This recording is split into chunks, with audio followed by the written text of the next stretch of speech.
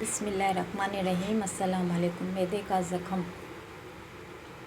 اگر کوئی تدبیر نہ کی جائے تو زخم بن جاتا ہے جو السر کہلاتا ہے۔ معدے کا زخم جسے السر کہا جاتا ہے ایک عام مرض ہے جس میں معدے کی حفاظتی جھلی میں زخم بن جاتا ہے۔ السر کیوں لاحق ہوتا ہے؟ تو معدے کی اندرونی دیوار، غذا کی نالی، چھوٹی آنت اور بڑی آنت میں موجود بعض وینر تیزاب پیدا کرتے ہیں جو ہضم اور انتظام کے لیے ضروری ہے۔ تیزاب کے مضر اثرات سے بچاؤ کے لیے قدرتی نظام کے تحت کچھ وینر حفاظتی مادے پیدا کرتے ہیں۔ جب تیزاب اور حفاظتی مادوں میں توازن قائم نہیں رہتا ہے تو تیزاب کی زیادتی کی صورت میں سوزش ہو جاتی ہے۔ اگر کوئی تدبیر نہ کی جائے تو زخم بن جاتا ہے جو السر کہلاتا ہے۔ السر کی کئی اقسام ہیں، مثلاً معدے، چھوٹی آنت دونوں صورتوں میں یعنی معدے اور چھوٹی آنت اور غذا کی نالی کا السر۔ السر کی مختلف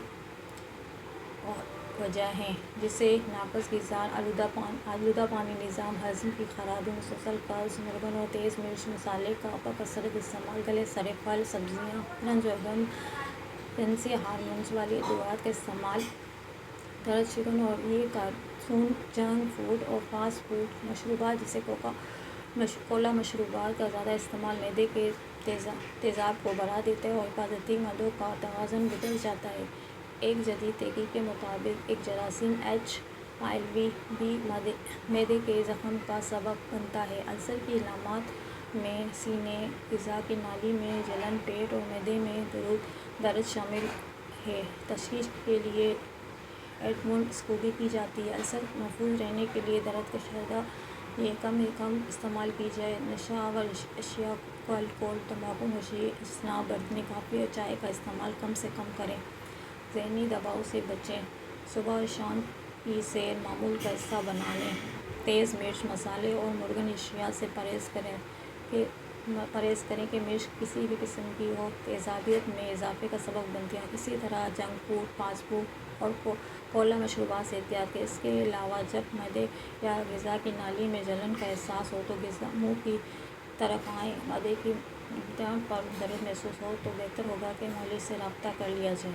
اگرچہ یہ تکلیف وہ مرض ہے مگر قابل علاج ہے، البتہ تاخیر سے پیچیدگیاں لاحق ہونے کے امکانات بڑھ جاتے ہیں۔